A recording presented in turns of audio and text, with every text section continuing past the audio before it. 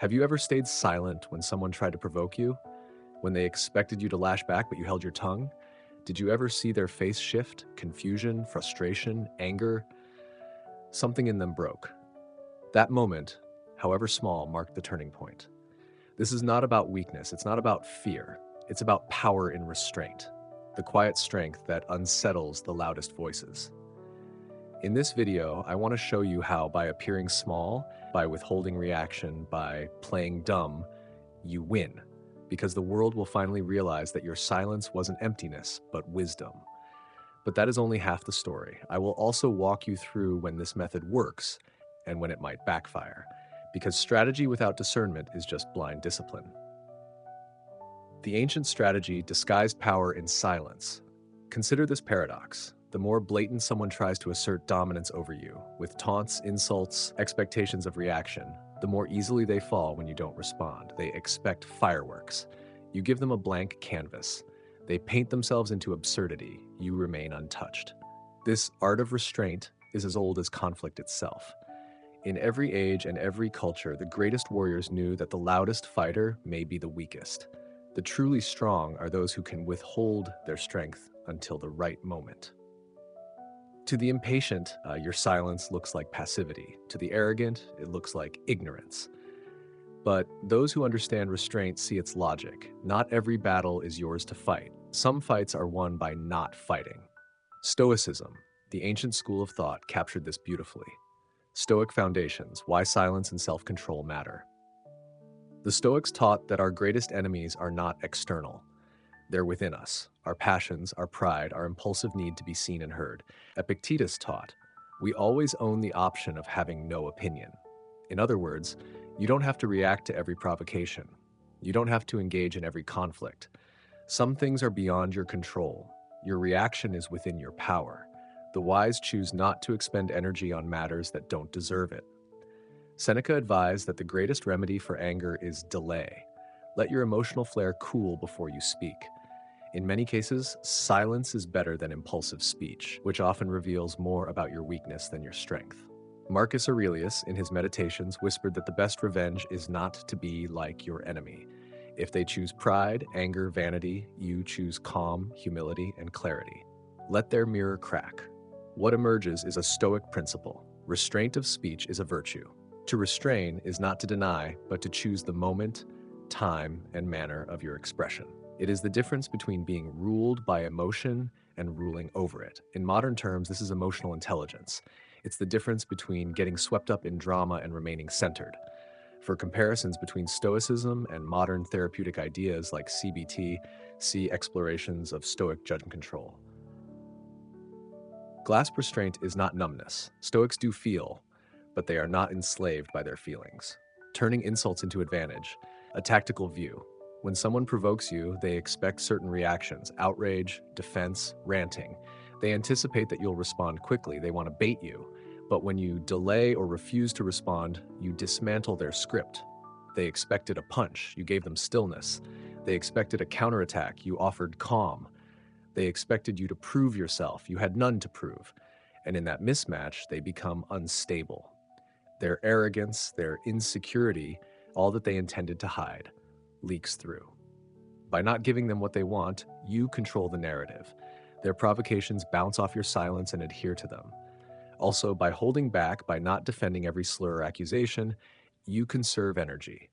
You let their own effort collapse under its weight. Let them talk. Let them overextend. Eventually, they exhaust themselves, exposing the folly behind their facade. Moreover, when the moment arises later, you are free to reveal your strength on your own terms. More powerful for being unexpected. That reveal has weight precisely because you didn't constantly hammer your truth. You held it in reserve. Restraint is not cowardice, it's mastery. Some will say that's passive, that's cowardly. I disagree. Restraint is not submission, it is discipline. Cowardice retreats out of fear. Restraint holds its ground out of conviction. Cowardice shrinks. Restraint chooses when and where to act. By deciding not to prove yourself to those unworthy of your truth, you rise above their games. You don't get tangled in every conflict. You don't squander your strength on minor skirmishes. You preserve it for the decisive battles, intellectual, moral, personal, that matter. In doing so, you manifest one of the highest forms of power, invisibility, until impact. When your timing is right, your power lands with impact precisely because no one expects it. Delay, patience, and the slow reveal. Seneca's prescription, delay, is central. When provocation comes, pause. Let time do the heavy lifting. Often the provocateur will grow impatient, expose more, make further errors, speak themselves into corner. Meanwhile, your silence gains clarity. Let the storm rage. Let others force their hand. You watch, you listen, you assess. Eventually, the storm passes, and the relative clarity remains. When the dust settles, your calmness looks like strength. Their clamor looks like weakness. Delay is a tactical choice. It gives you control. It avoids unnecessary damage. It separates the impulse to react from the impulse to respond wisely. Let them hang themselves. How silence punishes. One compelling tactic is simply allowing another to speak. To let them continue, to let them elaborate their own foolishness, is a kind of judgment.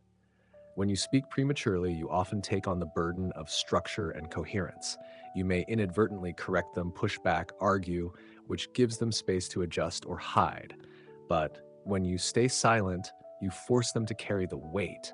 They must justify themselves, fill in the gaps, carry the logical burden. They may overreach, contradict themselves, or reveal soft underbelly. You need do nothing. The silence does the work. They intended to trap you. You offered no bait. They collapse into the trap themselves. The power lies in non-interference, in letting their own momentum consume them. The reveal, when they finally understand, at some point they realize the silence was not ignorance. The calm was not weakness. The refusal to argue was not surrender. In that moment, too late, they see you misjudged them. They see you had depth, self-possession, discipline. They see they lost the battle of estimation. When you act from that vantage, not from reaction, your move lands with significance. They regret underestimating you. But the game is over. The reveal is final. You win not by completing battles, but by denying unnecessary ones and by acting only when the stakes call you. Practical guidance, when to use this strategy and when not. I must caution, this method is not universally applicable. Misuse or overuse can backfire. Here are guidelines. Good use cases in verbal provocations where the opponent is seeking a reaction, in social conflict where escalation offers no benefit, in power dynamics, workplace relationships where restraint gives you moral advantage, when the truth or reveal is more powerful if delayed, risks and when to avoid, in emergent crises requiring immediate response, safety, ethics. When silence is interpreted as weakness by those unaware of the tactic and may encourage further aggression, when repeated silence causes resentment or misunderstanding from those who expect honest dialogue, when your silence is misread as indifference and the relationship or situation requires clarity. One must also be emotionally stable enough to maintain this restraint. Not everyone is ready to withstand the tension of silence. Personal reflections and critique. I find this strategy deeply resonant, especially for someone who values introspection and inner calm. The notion that the strongest man is not the loudest, but the one who masters himself, deeply appeals to me. However, I worry that some might adopt playing dumb as a shield against vulnerability, lazily equating silence with strength when in fact it may be avoidance. True restraint must come with clarity of purpose, not from fear or inertia. Moreover, the silence must have integrity. If you remain silent to hide guilt, evade accountability, or avoid necessary confrontation, that is not strategic restraint. That is deception or cowardice. The silence must be in service of truth and strength. Another tension. Repeated restraint can breed frustration in others who expect openness or clarity, especially in intimate relationships where communication is essential. One must calibrate between silence and necessary disclosure. Still, when used wisely, this is a potent weapon for the mind, the self, for one's dignity. Application in today's world: social media, leadership, personal life. How might this apply today? Social media debates. Often, arguments degrade into shouting matches. Responding agitatedly plays into the game. Holding silence, letting the other overreach, and stepping in later with clarity can neutralize the noise. Workplace politics. When colleagues bait, gossip, provoke, refusing to engage immediately signals you are not up for manipulative games. Those watching will notice. Interpersonal conflicts. In friendships or relationships, when someone is testing you, expecting an emotional reaction, Staying calm and silent can force them to confront their aggression. But again, use with care so that silence doesn't become emotional withdrawal. Leadership.